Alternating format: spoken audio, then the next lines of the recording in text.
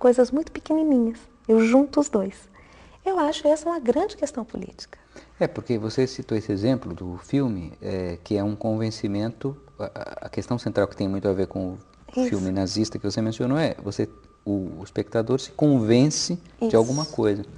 E no fundo, na verdade, todo o sistema de comunicação, de alguma maneira, quando você põe uma manchete no jornal, você está levando as pessoas a terem um certo tipo de narrativa sobre o que está acontecendo. E sobre suas próprias vidas. Sobre suas próprias vidas. Isso. Agora, isso nos leva também à questão que eu pus de início, mas que gostaria que você elaborasse, que é que ainda na história, e aí a gente vê isso em sala de aula também, é muita ênfase no documento escrito, no texto, naquilo que é tradicional. Isso. E, no entanto, você está enfatizando a importância da cultura visual. Isso, você acha que está mudando? Se está mudando, como? Eu acho que tem um passo interessante acontecendo, né? Eu acho que as pessoas estão se habilitando no campo da história. E eu estou pensando toda a gente, né? Assim, o leitor de história, o professor de história, o pesquisador, enfim, todos nós que pensamos esse objeto e, no fundo, estudamos, eu acho que nós estamos nos habilitando com essa espécie de linguagem, porque também é uma linguagem específica, né? É mais universal ler o texto escrito. Temos uma longa tradição de formação nessa direção. Mas tem uma coisa muito específica, que é ler a imagem audiovisual e que é ler o visual. Então, acho que essa é uma coisa que está acontecendo. Por outro lado, eu acho que as pessoas começam a se pôr problemas onde essas séries de documentos são chamados ao debate, né? E estamos mergulhados culturalmente, politicamente, eu junto os dois. Eu acho essa uma grande questão política. Porque você citou esse exemplo do filme, que é um convencimento, a questão central que tem muito a ver com o filme nazista que você mencionou o espectador se convence de alguma coisa. E, no fundo, na verdade, todo o sistema de comunicação, de alguma maneira, quando você põe uma manchete no jornal, você está levando as pessoas a terem um certo tipo de narrativa sobre o que está acontecendo. E sobre suas próprias vidas. Sobre suas próprias vidas. Isso. Agora, isso nos leva também à questão que eu pus de início, mas que gostaria que você elaborasse, que é que ainda na história, e aí a gente vê isso em sala de aula também, é muita ênfase no documento escrito, no texto, naquilo que é tradicional. Isso. E, no entanto, você está enfatizando a importância da cultura visual. Isso, você acha que está mudando? Se está mudando, como? Eu acho que tem um passo interessante acontecendo, né? Eu acho que as pessoas estão se habilitando no campo da história. E eu estou pensando toda a gente, né? Assim, o leitor de história, o professor de história, o pesquisador, enfim, todos nós que pensamos esse objeto e, no fundo, estudamos, eu acho que nós estamos nos habilitando com essa espécie de linguagem, porque também é uma linguagem específica, né? É mais universal ler o texto escrito. Temos uma longa tradição de formação nessa direção. Mas tem uma coisa muito específica, que é ler a imagem audiovisual e que é ler o visual. Então, acho que essa é uma coisa que está acontecendo. Por outro lado, eu acho que as pessoas começam a se pôr problemas onde essas séries de documentos são chamados ao debate, né? E estamos mergulhados culturalmente, politicamente, numa cena que se vê como altamente perpassada pelos meios de comunicação e por uma produção audiovisual. E quando eu estou falando meios de comunicação, é importante que se lembre que raramente você tem um evento hoje em dia que não tem um aspecto altamente midiático. Provavelmente a Bienal de São Paulo não teria a repercussão que tem se não fosse um objeto midiático. O Museu da Língua Portuguesa em São Paulo é basicamente um objeto midiático, né? Assim, não dá para pensar que muito da arte contemporânea, na fotografia, se você quiser, dialoga francamente, é um lugar absolutamente necessário e importante da produção artística contemporânea, com a condição do fotográfico, né? E que é uma mídia. Então, eu acho que essa inter-relação nos faz pensar de um jeito muito mais interessante. Eu acho que isso vem se pondo para o historiador.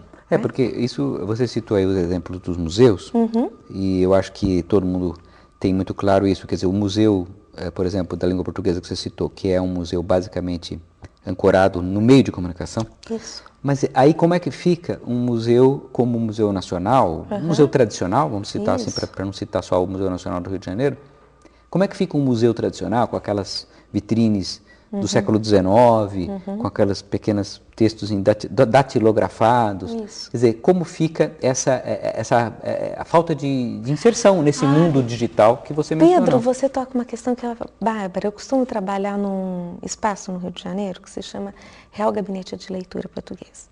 E ele é um espaço do século XIX, comecinho do século XX, montado lá. Na verdade, por fora, na arquitetura dele por fora, ele parece uma igreja. Então é muito comum você pegar um táxi e falar, eu preciso ir lá, e o sujeito fala assim, naquela igrejinha? E é, na verdade, um espaço de pesquisa, uma excelente biblioteca, no fundo. E ele tem um teto lindo, com uma clarabóia absolutamente desenhada, de um domínio, de um ofício lindo, trabalho bárbaro. Eu trabalho lá dentro, mas é um espaço visitado por turistas. Aí acontece uma coisa que eu vejo que é muito interessante. De um lado, o fascínio pelo passado. Porque à medida que nós vivemos uma sociedade muito presentista, muito imediatista, né, de resultados rápidos, nós temos um fascínio pelo passado enorme. E aí é muito comum eu estar trabalho em janeiro lá, então são pouquíssimos pesquisadores nesse período, porque as pessoas têm outra agenda, etc. E as pessoas chegam e falam assim, você está pesquisando? Eu estou. E o que você faz? Entendeu? Assim, tem um passado que pulsa e que, na verdade, funciona como um lugar onde a verdade assegurada me acalma, né? Apazigua a tensão de estar no presente, muitas vezes. Então, essa relação é que eu acho que é interessante a gente pensar. Quais são os modos com que você se relaciona com diferentes temporalidades, né? À medida em que nós vivemos uma discussão do tempo acentuada. Na minha infância e na sua, não tinha um tempo chamado online. No máximo tinha ao vivo. Na melhor das hipóteses. Na melhor das hipóteses. E hoje a gente vive uma dimensão espaço-temporal que é amiudada, né? Cada vez menor. E, enquanto isso, a explosão do passado acontece para nós como uma espécie de fascínio. Então, acho que tem lugar esses museus, para voltar, enfim, à sua resposta, porque eles passam a ser um modo de eu estar nesse lugar estrangeiro, que virou o passado.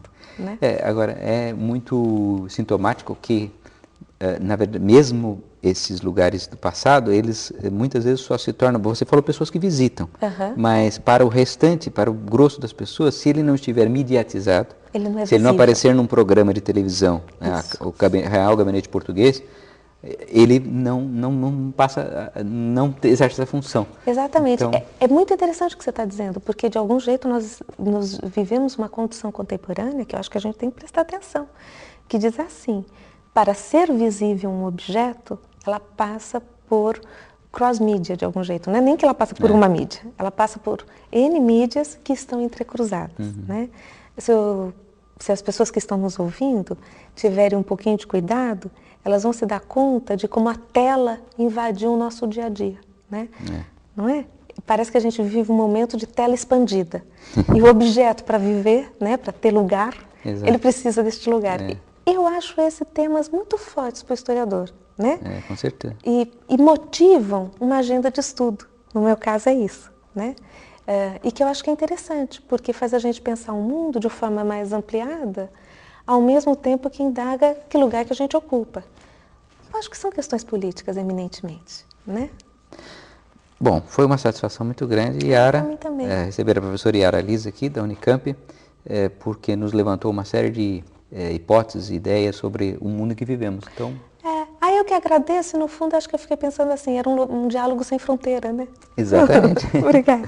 Então, agradeço muito e estão todos convidados ao próximo Diálogo Sem Fronteira.